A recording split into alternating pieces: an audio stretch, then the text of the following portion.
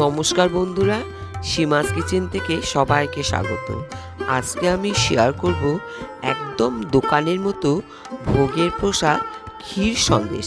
তাহলে বন্ধুরা প্লিজ ভিডিওটি স্কিপ না করে দেখতে থাকো। আমি এই ভোগের প্রসাদ ক্ষীর সন্দেশ কিভাবে তৈরি করছি। আমি প্রথমে কড়াতে একটু জল দিলাম, তাহলে দুধ লেগে যাবে না। এক বাটি দুধ দিলাম। এই দুধটা আমি আগেই একটু জাল দিয়ে ঘন করে নিয়েছিলাম। এবার খোয়া ক্ষীর দিলাম এক বাটি। এবার ভালো করে ক্ষীরটা দুধের সঙ্গে মিশিয়ে নেব।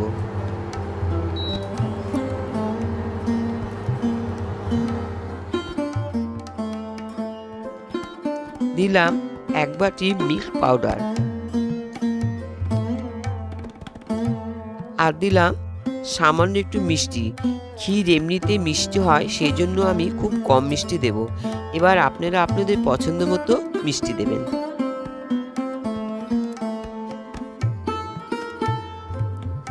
খুব ভালো করে নেড়ে নিতে হবে যাতে নিচে লেগে না যায়।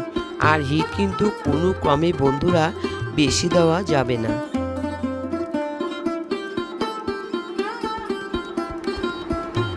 এইভাবে যতক্ষণ না ঘন হয়ে আসছে ততক্ষণ আমি ক্ষীরটা এইভাবেই নাড়তে থাকবো।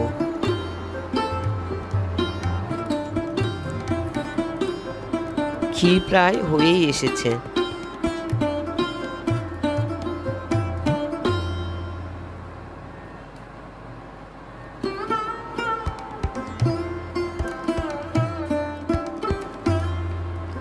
ক্ষীর রেডি। এবার একটু ঘি দিলাম। ঘি দিলে ক্ষীরটা বেশ স্মুথ হয়।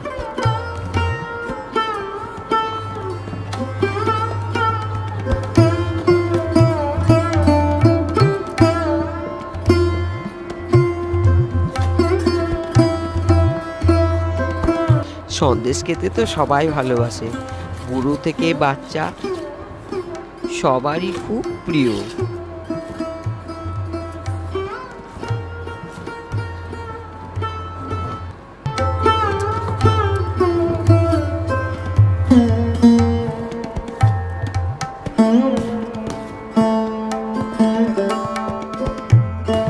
ক্ষীর রেডি। এবার আমি একটা পাত্রে তুলে নিলাম।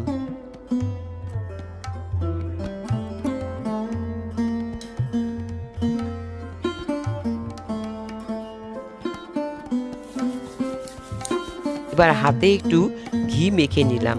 এবার ভালো করে গোল গোল করে নিতে হবে।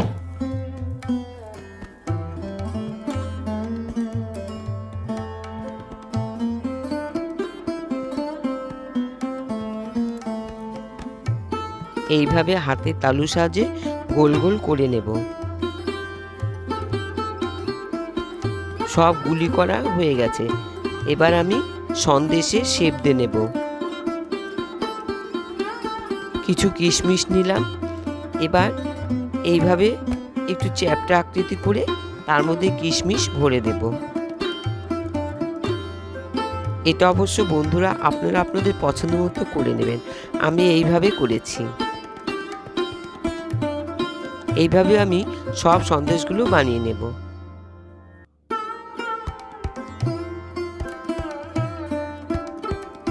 একদম রেডি। কি বন্ধুরা কেমন লাগলো? আশা করি খুব ভালো লাগলো। তাহলে বাড়িতে বানিয়েই আমরা পুজো দিতে পারি। আপনারাও কিন্তু ট্রাই করতে পারেন আর অন্যদেরকেও শেয়ার করবেন।